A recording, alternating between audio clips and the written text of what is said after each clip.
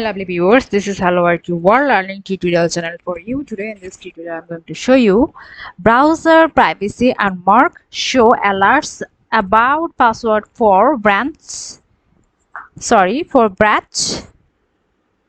websites in Mozilla Firefox. So for this case we will go to the Mozilla Firefox, or I have been pinned in my taskbar. Click here, go to the above option upper corner 3-bar icon, enter the settings options, go to the privacy and settings, as because we will work this scrolling as well as see here the things password option, and inside the password option show alerts about passwords for breach website.